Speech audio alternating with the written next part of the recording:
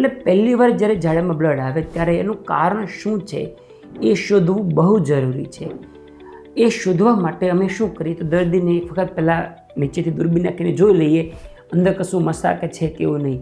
કશું ન હોય તો દૂરબીનથી તપાસ કરવી પડે અને ઘણીવાર ઝાડાનો રિપોર્ટ કરવો પડે.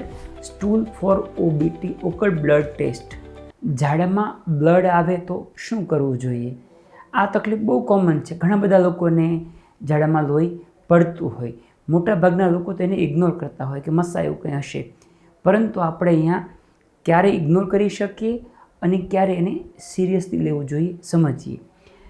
ઝાડામાં બ્લડ છે ને 3 પ્રકારે આવે એમ કહીએ તો ચાલે. એક એવું હોય એકદમ બ્રાઇટ રેડ લાલ કલરનું હોય બ્લડ.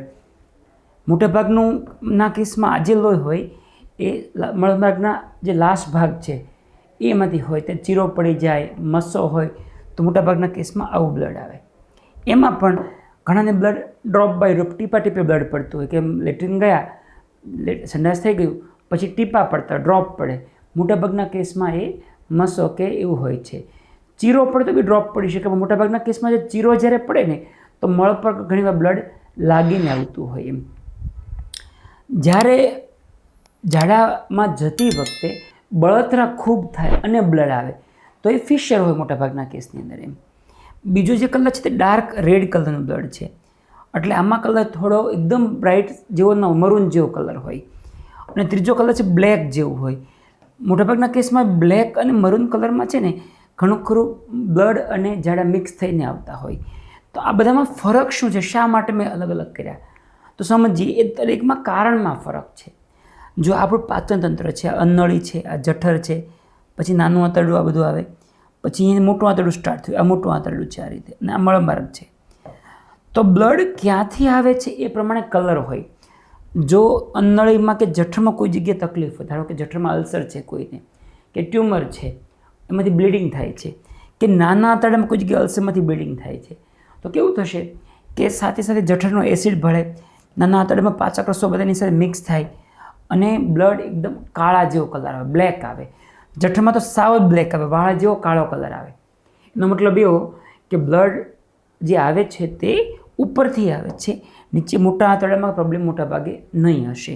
એવા કેસમાં અમે ઝાડાનો રિપોર્ટ કરીને જોઈએ કે ઝાડામાં હકીકતમાં બ્લડ છે કે નહીં. અને બ્લડના 2 ટેસ્ટ કરાવીએ આપણે. એક માઇક્રોસ્કોપમાં જોઈએ અને એમાં બ્લડના સેલ્સ દેખાય કે નહીં. જો જઠરમાં બ્લીડિંગ થયું હોય તો બ્લડના સેલ્સ તો તૂટી જાય, પરંતુ એની અંદર આયર્ન અને એસિડ હિમેટિન હોય એ આપણને કેમિકલ ટેસ્ટમાં ખ્યાલ આવે, માઇક્રોસ્કોપમાં ખ્યાલ ના આવે.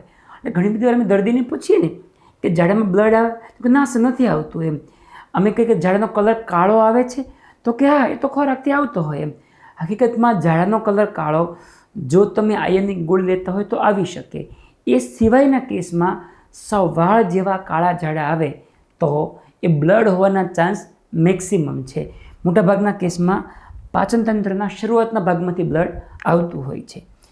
જો બ્લડ નાના આંતરડાના લાસ્ટ પાર્ટમાંથી હોય કે મોટા આંતરડાના શરૂઆતના ભાગમાંથી હોય તો એનો કલર મરૂન જેવો થઈ જાય, મળ સાથે મિક્સ થાય, સમય લાગે.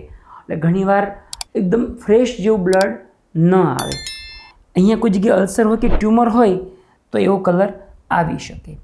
તો કરવું શું જોઈએ? મારી દૃષ્ટિએ પહેલી વાત, ઝાડામાં બ્લડ ફર્સ્ટ ટાઈમ ક્યારે પણ આવે એકવાર ડૉક્ટરનો સંપર્ક કરવો પડે. મેં કહ્યું એમ ફ્રેશ બ્લડ આવે છે, ટીપે ટીપે આવે છે કે બળતરા સાથે આવે તો મસા કે ફિશર એટલે કે ચીરો કે એવું કંઈ હશે, સિરિયસ વસ્તુ ન હોય, પરંતુ ચેક કરવું બહુ જરૂરી છે.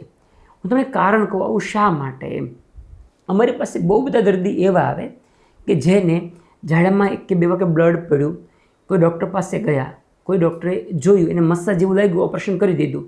હકીકતમાં એને મસા નાનકડા હોય, ઉપર કોઈ જગ્યાએ અલ્સર કે ટ્યુમર હોય.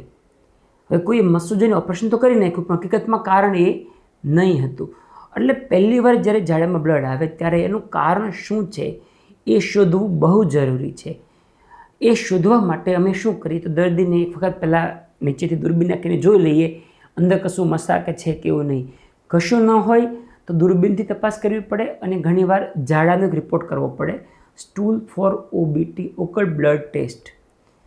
એક વખત ખબર પડી ગઈ કે પાઇલ્સ કે ફિશર છે એનું બ્લડ આવે છે, પછી દવા આપો, પછી બહુ ચિંતા ન કરીએ. પરંતુ ધારો કે કોઈને વર્ષોથી પાઇલ્સ છે એટલે કે મસા છે ક્યારેક ક્યારેક બ્લીડિંગ થાય છે કબજિયાત હોય ત્યારે, એ લોકોને બ્લડના કલરમાં ફેરફાર થાય કે બ્લીડિંગની પેટર્નમાં ફેરફાર થાય તો ફરીવાર ડૉક્ટરને જરૂર મળવું જોઈએ. અથવા તો આની સાથે સાથે ઝાડાની ફ્રીક્વન્સી વધી જાય અથવા ભૂખ ન લાગે, પેટના બીજા પ્રોબ્લેમ સાથે શરૂ થાય તો પણ ડૉક્ટરને મળવું જોઈએ. ઘણી બધી વાર આપણે મસ્સા માની અને ઇગ્નોર કરતા રહીએ અને અંદર ટ્યુમર હોય તો બહુ લેટ થઈ જતું હોય છે.